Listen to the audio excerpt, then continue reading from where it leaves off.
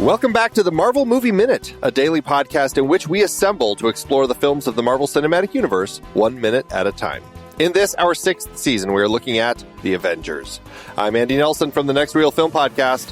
And I'm Pete Wright, and today, hero introduction... 6! That's right. Today we're talking about... Yeah, that's right. That's right. Finally. Today we're talking about minute 44, which begins with Cap not liking it and ends with Cap not getting it. Cap just can't get it. Joining us on the show today, we have Nathan Blackwell and Krissy Lenz from the Most Excellent 80s Movies podcast. Hello, you two. Hey, how's it going? Good to be here. Hi. Great. We're thrilled to have both of you joining us today. Of the two of you, who is most likely to do Pilates? Just asking first, right? Not me. I'm not entirely sure what they are. I used to think they were a drink. Oh. It's like yoga, but harder. Yes. Yes. And I think it involves some sort of equipment. It's not fun yoga. It's like hold this for 5 minutes. No. Well, all right. You're joining us midway onto the quinjet, and you've picked 5 consecutive minutes. So we'll be talking with you from here through minute 48 of the film. And so I guess, first question for the two of you, is there any particular reason that you picked this particular section of the film? I can speak for myself. It's there's a couple of favorite moments, but you really, as a guest, you try to find something that in those 5 minutes, in the different 5 minutes that you have a good bandwidth of things to talk about. It's like our very first one with Iron Man. We never got out of the cave. And so we wanted some quips. We wanted some action. We wanted some, very like Whedon-esque dialogue to discuss, and then it's one of there's a lot of favorite moments I have in the Avengers, but this is one of them. I agree, and I wanted some Thor. I wanted some Thor and Loki, so that's why I picked them. Gotcha. Okay. Well, that certainly makes sense. We've got we've got 1, 2, 3, 4 of our Avengers here in this particular minute. So it's a good little stretch to talk about. And we're on the quinjet, and I guess the first note is, which we will have likely talked about with our previous guest as well. We're recording these out of order, but so Natasha is piloting it, I guess, or is she co-piloting and then this random SHIELD pilot is piloting it? I'm not exactly sure, but they both... She's flipping a lot of buttons, so she's the button flipper. They're sort of pilot-y buttons. Right. Maybe co-pilot-y buttons. I would say co-pilot-y buttons. Like, it's very possible that she's like still like doesn't like, I don't know the process of getting one's license, maybe she's still shadowing, or maybe, it would be great if there was like a training session in there, but like an apprentice pilot. Yeah, exactly. I mean, you've got to get a certain amount of hours before you get your license. You sure do. And normally she's like the hero. Like, it's like, I'm sure she's going through a little bit of like, issue that normally she's like the badass hero waiting in the back, and then now she's kind of like relegated to like the help. Yeah. That's really interesting. Like, there is a whole angle on this movie where we just talk about imposter syndrome vis-a-vis Hawkeye and Black Widow. Mm-hmm. Mm-hmm. It's definitely a thing that I want to talk about more tomorrow as well, because of the specific conversation that she'll have with Steve as he's kind of getting ready to jump into the fray. But I don't know. I think it's interesting that the way that she has been brought into this particular section of the film is just because she's piloting the quinjet. And it just seems a little strange that that's her role here. I mean, she's obviously manning the guns and stuff like that, but at this point, I don't know. I don't know how quinjets work. Every time we've seen it, there have always been 2 people at this point in the 2 pilot seats. But could she be getting up and actually be in the back having this conversation with everybody and just let the one pilot fly it? Yeah, my guess is that this is a chance for Iron Man and Captain America to be kind of like the hot shots, like the rock stars, Yeah. They need to be able to make a quick heroic exit momentarily. Right. Yeah. That's kind of what we're it to that end. Does this end up feeling set up in any particular way where, let's put Black Widow to the side because we've already kind of spent some time with her. We haven't had a chance to really see, other than the few minutes before with Steve and Tony where they first meet. But this is really the first time that we're getting these particular two characters in the same space together to actually have a conversation. Yeah, and then in a moment we're gonna get Thor, which is the real tricky, threading the needle of really kind of you can make the case that Iron Man and Captain America, despite their powers, are more grounded heroes.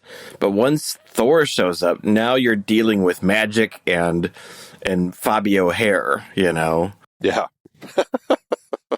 Yes. I just don't like that they got the girl sitting up in the front being like, you guys settle down. And then she has to be like, sit this one out. You need to be careful. It's like, she's playing the role of the everyman, the normal person, like the normal human, She seems like she's playing the mom. She's like, I'll turn this car around, boys. Settle down back there. That's it. It feels very much that way. And I guess, let's real quick jump into a brief conversation about the director who we like to refer to as Tig Notaro on the show. But when this film came out, did you find these issues at the time, or is it kind of subsequently as things have come out about the director where you kind of revisit this and go, you know what, there is some stuff in here that I find less savory than it really feels like it should have been, No, it wasn't something that was on my radar when I originally saw it. No, me neither. It felt so fresh when I saw it originally, and then my kids were both obsessed with it as they were like little, and so it was one of those movies that was always on. So I really feel like I'm looking back on it now with grown-up eyes, as we do with many 80s movies, and going, oh. Well, I was going to say it. Yeah, it ties in wonderfully with kind of the whole conceit of your own podcast, which is looking back at this stuff and goes, does it hold up as well as our memories? Disliking the things you used to love. Yeah, exactly. Having to see them with some new knowledge that you didn't have at the time, and wondering, is innocence really all that great to give up? Yeah. And I don't think, I mean, personally, even now rewatching the Avengers, there's not many things that really ding on my radar. It's really more like the Justice League, and the later stuff that really kind of seems like, question mark, at least for me. That's interesting. The Justice League gives you trouble, so Marvel gets a pass, which is really lovely for this podcast because we have so many minutes ahead of us. Yeah, I don't know.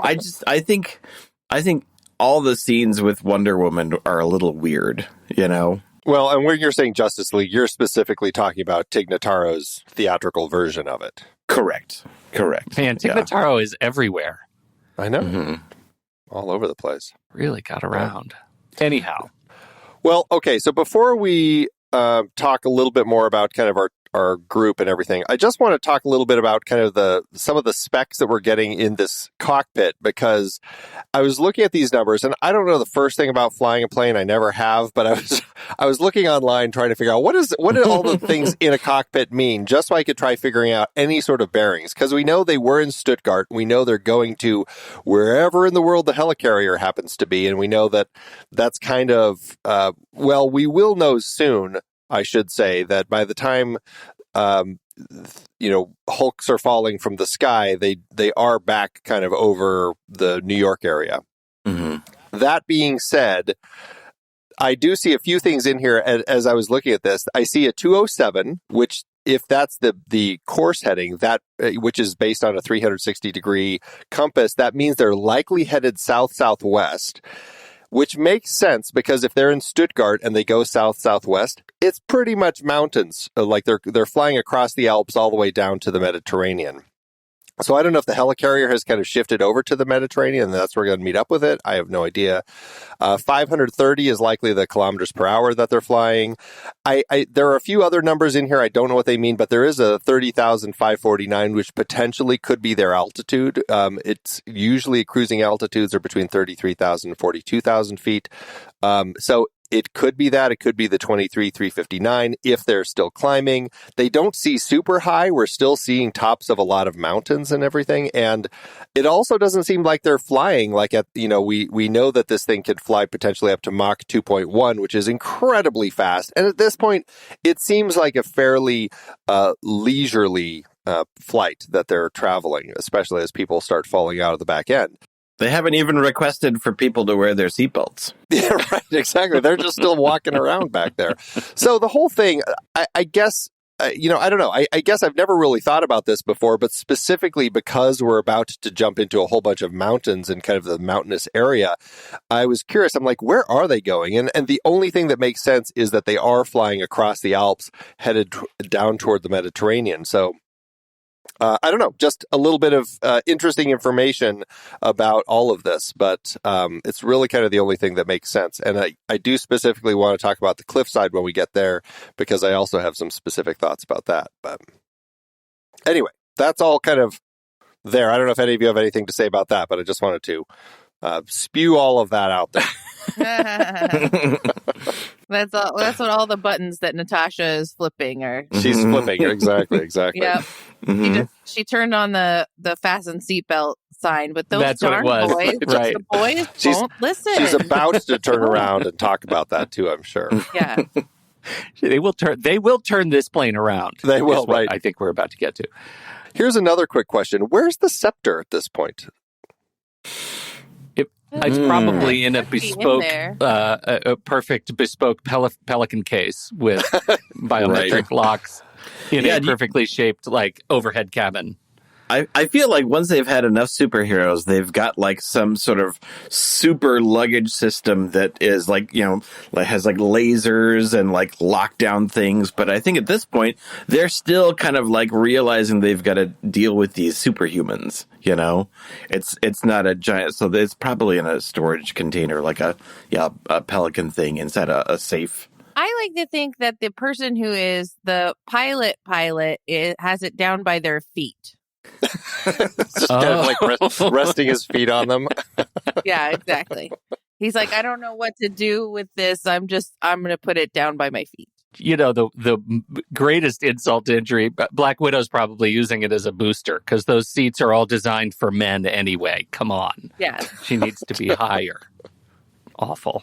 So rewatching this, it's because I think it came out afterwards. But now whenever I see Captain America and Tony Stark talking, I can't help but think of Agent Carter of the TV show, and kind of like the groundwork that they did with Tony's dad, and kind of see it's like when you watch the prequel and now when you watch the original, it kind of has an extra layer of subtext. Yeah. I can't help but kind of think of Agent Carter and what's Tony's dad again? Howard Stark. Howard Stark and kind of like what Tony must be thinking. Like there's this extra layer of Tony processing Howard's feelings about this dude, that I impose when I watch this scene now. Well, and I suppose that generally holds true with like when a parent has passed or something, and then you come across somebody that they had known in their life as like a friend who like you might never have known them, or you may have when you were a kid or one of those things, mm-hmm. but somebody that you come across at some point and you're like, oh, and you have that sense like you knew my parent when they were around, when they were young, when they were my age, and you kind of want to kind of get that perspective. And I don't know, I guess. Yeah. I'm trying to think, when is the first time we really get any sense from Tony in any conversation with Steve as far as like conversations about his dad? It certainly isn't going to happen for a little while, right? Could it be the everything that's good about you came out of a bottle line? Oh, interesting. Maybe. Yeah, maybe. that might be, because I guess I don't know. We'll just have to pay attention to that because it is something that's worth talking about as far as Tony. I mean, he certainly is never going to just sit down and ask Steve, tell me stories about my dad, and he's not like that sort of person. But yeah, because I mean, in this one, he mentions him being a capsicle, which to me feels like a slight little ribbing in that direction, Oh, that's one of the reasons I love this minute so much. It's those few lines, right? Rock of Ages, giving up so easily. I don't remember it being easy. Guy packs a wallet. Still, you were pretty spry for an older fellow. What's your thing, Pilates? Like that is the ultimate sort of just layered kind of ageist insults. And assigning Pilates, which already has a bit of stereotype to it, like that's a real vibe he's going for in these insults, and he knows Cap isn't going to get those references, right? That's the whole I get that reference joke that keeps coming back in, which is I think really great. You might have missed a couple of things, I think it's perfect. I think it's perfect banter. Well, we'll talk about that because I have thoughts. Just real quick before we do, though, Tony's nickname tracker. We started this a few minutes ago, or last minute actually. But here we have number 2, Rock of Ages, and number 3, Capsicle. So yes, we'll keep track of all of his nicknames as he throws them out over the course of the film, because there are plenty of them. But I did Pete, since we're shifting the conversation into that direction, it's definitely worth talking about as far as Tony and his position, his attitude that he kind of takes with Steve at this point, because I mean, you seem to really enjoy all of this, and I mean, I'm not so sure I like this banter from Tony at this point. Suddenly, everything that he's doing seems so like he has such buried antagonism in all the lines that he's going to be saying over the course of this next 5+ minutes because of this, because we're building to a big, battle between the heroes sort of thing. But I just don't know. I don't know if it's just, I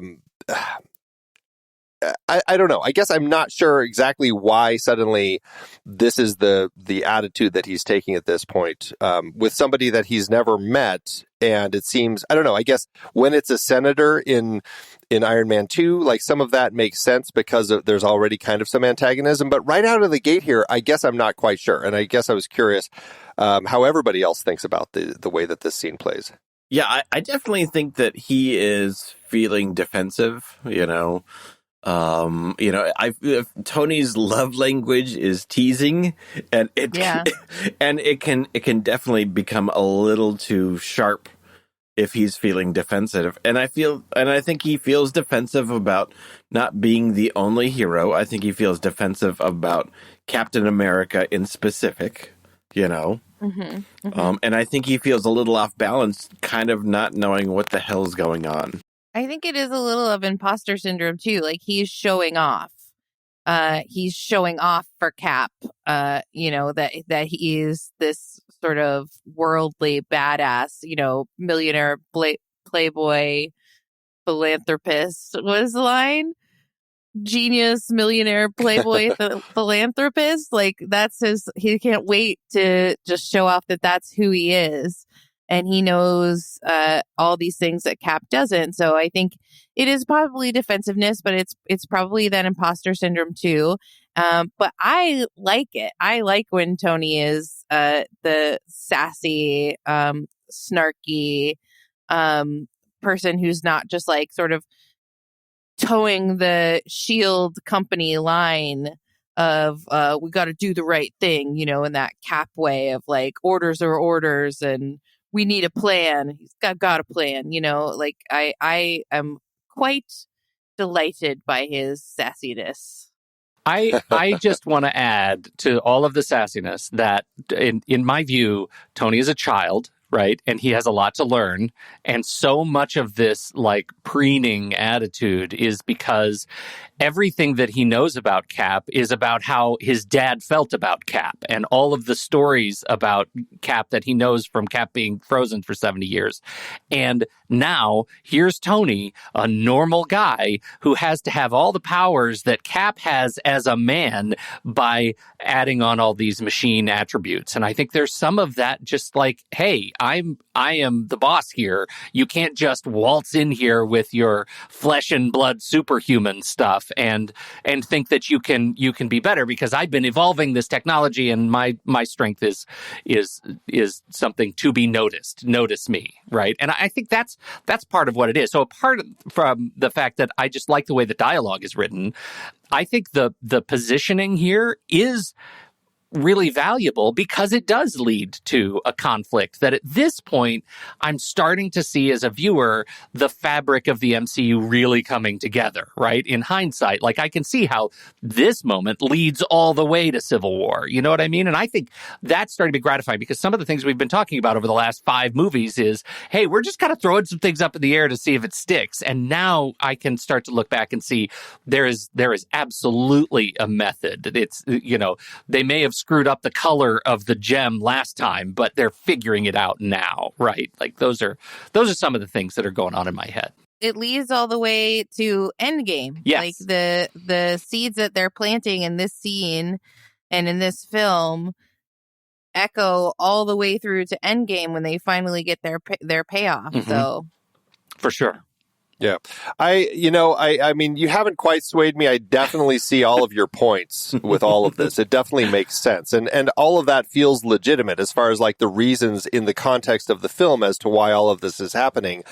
And in the history of comic books, inevitably, there are plenty of times where you have heroes fighting each other because they're coming at something from different points of view, and they fight each other until they realize, hey, we're on the same side. Let's actually work together. And then you get team ups and all that sort of stuff. It's kind of part of comic book history.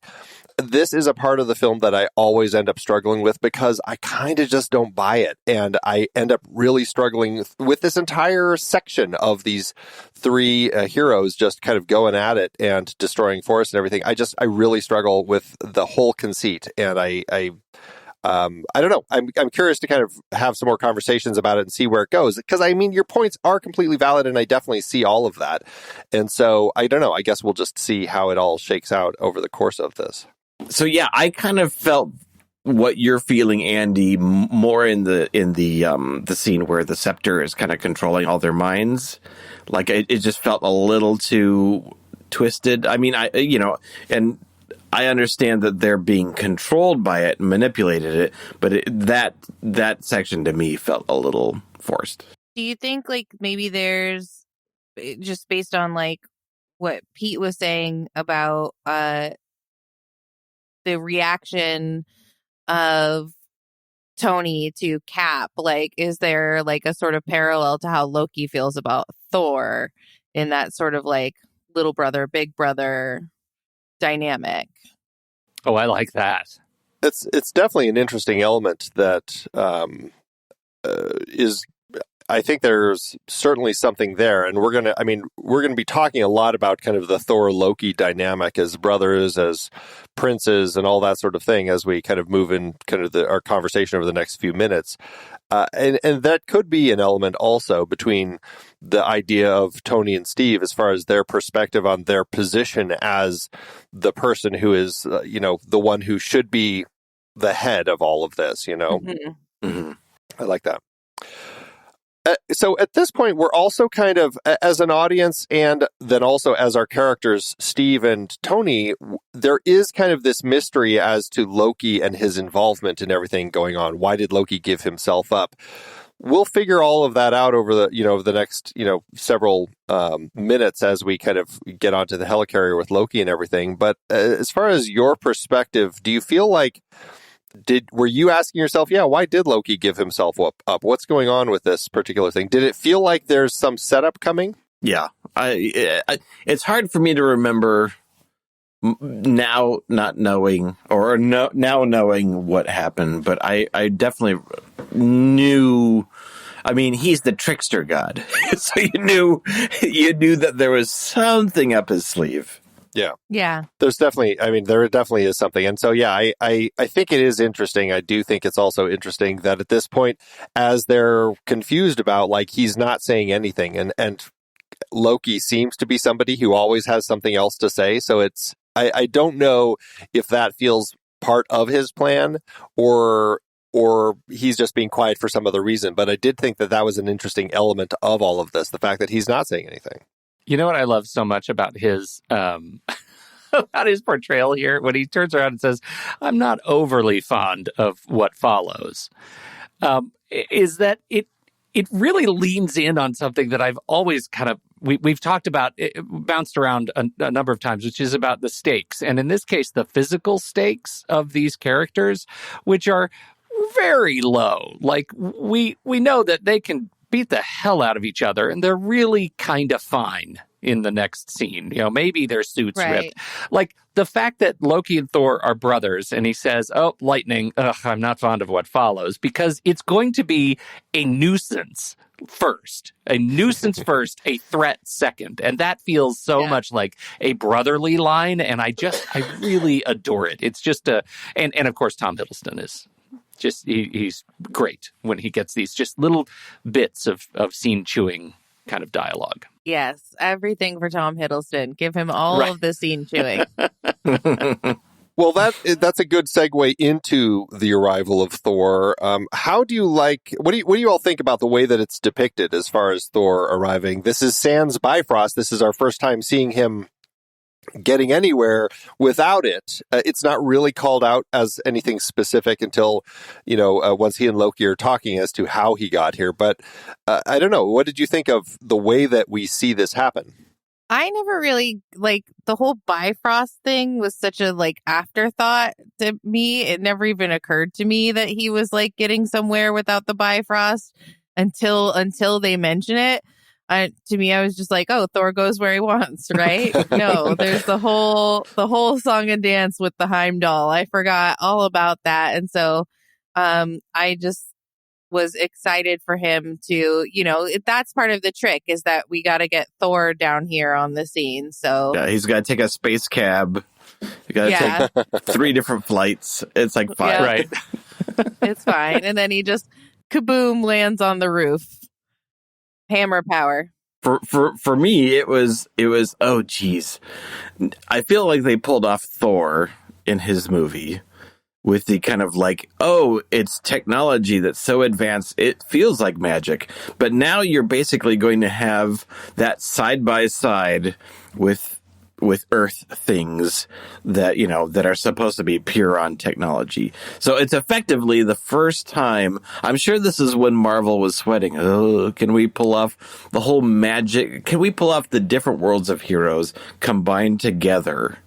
This is now in my mind the tough, even though Loki is from the same world and we see him at the beginning, I feel like this really is the moment of you get him with his flowing locks and his red cape and coming down on lightning and a magical hammer right next to the other characters from the other movies. And that's a big thing that they have to sell, and they have to figure it out. And, I don't know. I wonder if there is an element. I don't know.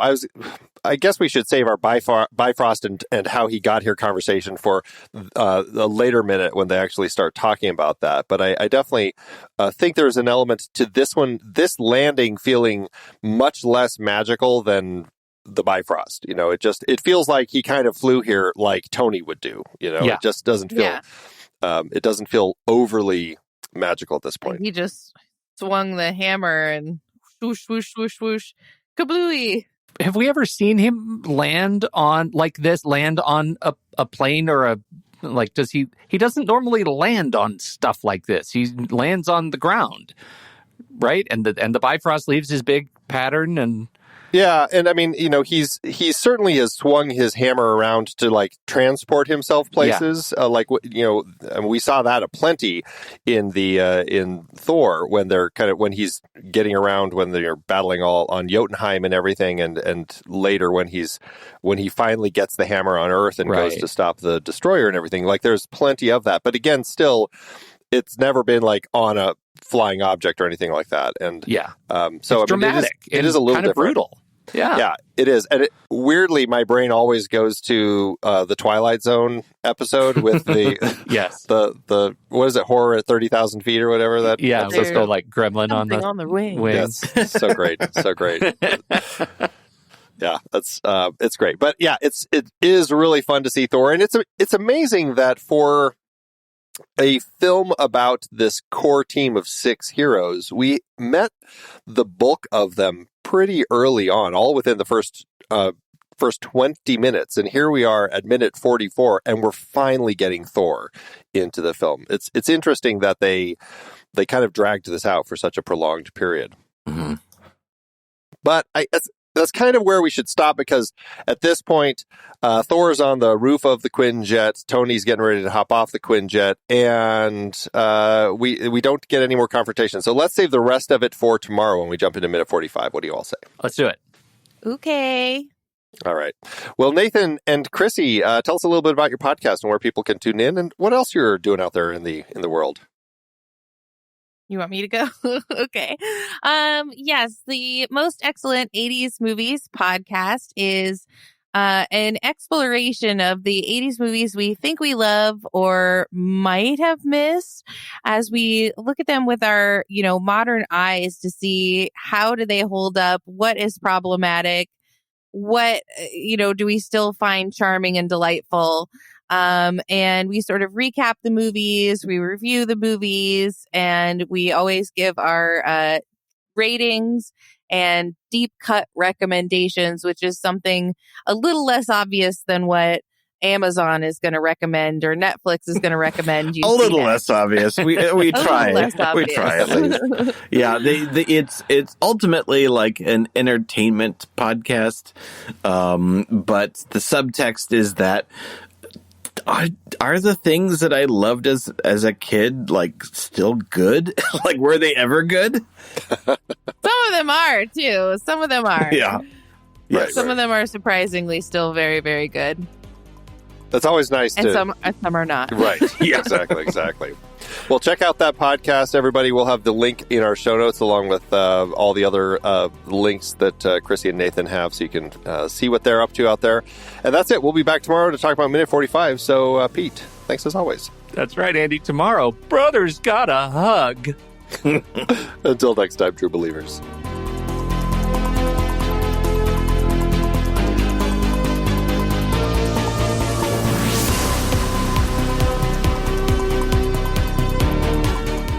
Marvel Movie Minute is a production of TruStory FM, engineering by Andy Nelson. This season's music is Message to the World by Anthony Vega, and this season's show art is by Winston Yabo.